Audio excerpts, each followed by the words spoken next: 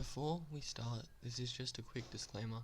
It's taken us 2.5 years to get somewhere, but don't be discouraged because this is how we spend most of our time. It started off on a warm, sunny day, and 3 young, naive friends were shooting some hoops. This was when we first came up with the idea to start making games. Our very first game idea was a very simple top-down shooter in which you would fight oncoming waves of enemies.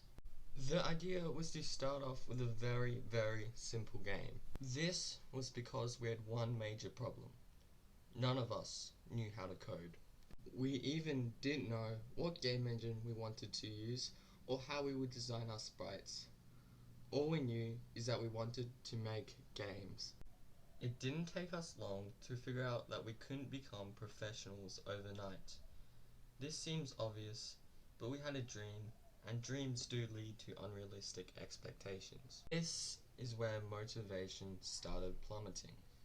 We had busy lives, and the benefits of indie game development seemed to be decades away. However, we persevered as tutorial after tutorial was completed. By now, we were each working individually. It was almost a competition to see who could become the best programmer. However, we soon realized that not all of us could become lead programmers. There was so much more to creating a game, such as music, art, and game design. In the end, the most talented artist out of all of us was chosen to be the lead artist. He also managed to snare the role of game designer as we figured those two jobs go hand in hand. At this point in time, we had ditched the original idea of developing a top-down shooter. Our new idea was to create a dungeon crawler similar to those of Enter the Gungeon and Soul Knight. However, we also wanted to have something that made our game different, which is why we decided to also include a basic crafting system. Just like when we first started, productivity spiked for a couple of days.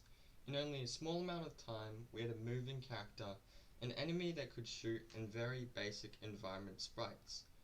However, there was still no animations or music at all, and the game didn't really seem like it was going to become what we wanted it to become.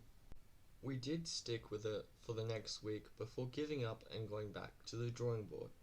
Once again, we aimed to improve our game development skills and went off alone to create very basic games individually. During this period of time, we also hit a motivation dump. Progress was slow, but we continued to persevere. Some notable games that we made included a Batman platformer as well as a sumo wrestling game.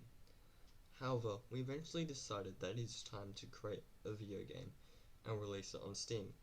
We wanted it to be magnificent and unique. It took us a week to plan what we considered a perfect single-player indie game. Ladies and gentlemen, may I please welcome Exetor.